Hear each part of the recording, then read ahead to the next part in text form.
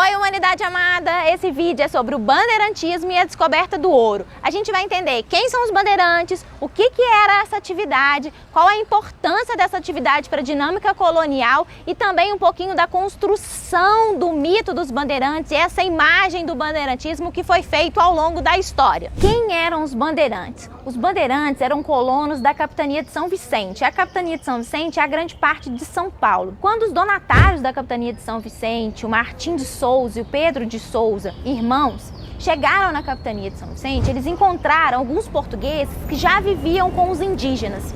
E essa é a origem do processo de colonização da capitania. A capitania de São Vicente tinha alguns problemas. A extensão territorial do litoral era pequititinha, o que dificultava o estabelecimento de grandes latifúndios açucareiros. Além disso, entre o litoral e o Planalto, onde hoje está São Paulo, a gente tem a Serra do Mar. E a Serra do Mar dificultava muito o trânsito e o comércio para chegar ao litoral. Ou seja, mesmo que os paulistas, esses primeiros colonos, desenvolvessem uma atividade no interior, na faixa do Planalto, até transportar isso para o litoral para exportar seria muito difícil e muito caro. Portanto, esses colonos começaram a buscar outra fonte de lucro. Vários deles estabeleceram famílias com os indígenas que estavam ali. E perceberam que haviam sociedades rivais que guerreavam e faziam prisioneiros. Foi aí que eles convenceram esses líderes indígenas a vender esses índios prisioneiros. Então, índios de sociedades inimigas começaram a ser vendidos pelos portugueses para serem utilizados como mão de obra escrava, dando origem à principal atividade da capitania de São Vicente, que são as bandeiras de apresamento. O apresamento dos índios era super importante para a capitania. Eles eram vendidos para Portugal, mas também eram vendidos por outras áreas da colônia. Várias fazendas do Nordeste açucareiro compravam escravos indígenas desses bandeirantes. Com o passar do tempo, esses bandeirantes paulistas começaram a ir para o interior da colônia para capturar novos escravos indígenas.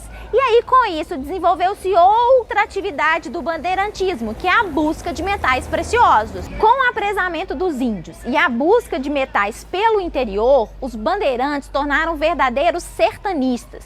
Eles eram extremamente conhecedores do interior. Eles desenvolveram técnicas de desbravamento e ficaram conhecidos na colônia como os caras que sabiam de tudo dos caminhos do interior. No século XVII, a coroa portuguesa, sabendo dessa forte atuação no interior dos paulistas, começou a incentivar essas atividades. Nesse momento, o açúcar não estava dando tanto lucro assim.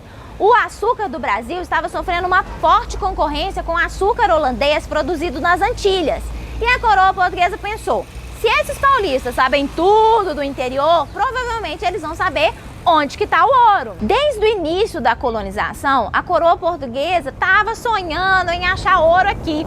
Os espanhóis acharam metais preciosos muito rapidinho e o Brasil, nada. E aí, a coroa portuguesa faz uma mega proposta. Vamos aumentar o número dessas bandeiras procurando metais preciosos pelo interior do Brasil e, caso esses bandeirantes achassem, o direito de exploração e da administração dessa região ficaria com eles. Um dos bandeirantes que faz o acordo com a coroa portuguesa é o Fernão Dias. O Fernão Dias, ele vai fazer uma bandeira que vai ser super importante para o estabelecimento de um caminho entre São Paulo e Minas Gerais. Ele não vai achar metais preciosos na bandeira dele não, mas ao longo desse caminho foram criados vários entrepostos de abastecimento que vão ser super importantes para bandeiras futuras. Com esse caminho criado pelo Fernão Dias, as futuras bandeiras foram bem facilitadas. O genro dele era um cara chamado Borba Gato. Ele vai continuar o processo de desbravação desse interior e vai chegar onde? No Rio das Velhas, em Sabará. Nesse lugar, ele vai descobrir riquezas, fontes de ouro realmente significativas, dando origem a um dos primeiros núcleos de mineração em Minas Gerais. Lembra do acordo com a coroa portuguesa? Pois é, o Borba Gato, ele vai se instalar em Sabará, ali está a casinha dele, e ele vai ser o representante da coroa portuguesa aqui. No entanto, a notícia do ouro logo se espalha, gerando uma corrida do ouro. E a região recebe vários migrantes, tanto da colônia quanto de Portugal. Isso vai dar origem a um dos conflitos aqui que é a Guerra dos Emboabas. Os paulistas estabelecidos aqui, inclusive o Borba Gato, queriam a prioridade da exploração, afinal foram eles que descobriram o ouro. Mas esses forasteiros que chegaram também queriam direitos, liberdades comerciais e já estavam contestando a cobrança de impostos.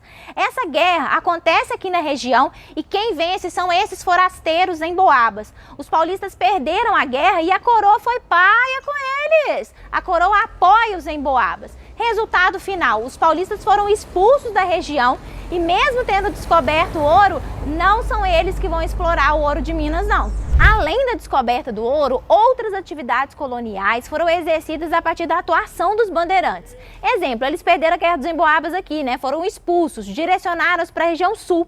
Lá eles vão criar gado e esse gado vai abastecer a região das Minas.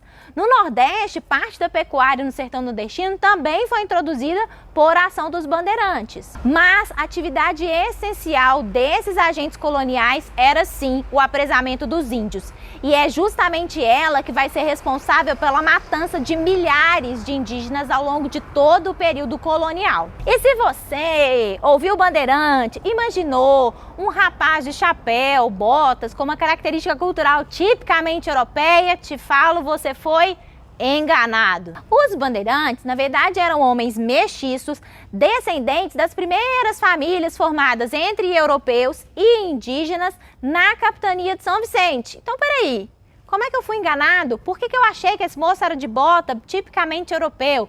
Isso tem a ver com a história do século XIX, a história de São Paulo. Ao longo do século XIX, a atividade da cafeicultura se desenvolveu muito em São Paulo, gerando uma elite paulista muito poderosa. E esses paulistas estavam querendo construir um passado glorioso para o Estado. E eles precisavam então de heróis que legitimassem essa ideia de que São Paulo era cabuloso. Os bandeirantes encaixavam certinho nesse projeto, mas uma elite branca paulista cafeicultora não iriam querer heróis que representassem o Estado com características indígenas. Nessa época, o preconceito étnico-racial era muito forte entre esse grupo da elite. Por isso, eles criaram um bandeirante tipicamente europeu.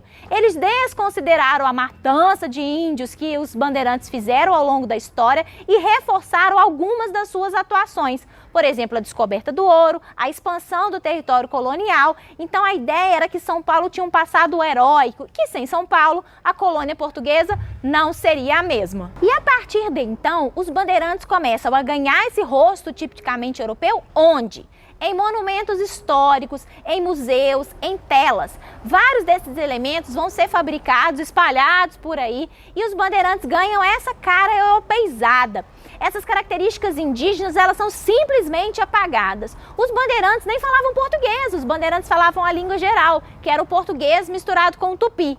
Mas eles vão ser representados exclusivamente como esses homens brancos. E com o passar do tempo, as pessoas começam a identificar os bandeirantes somente com esse homem que você achava que era um homem branco de bota e chapéu.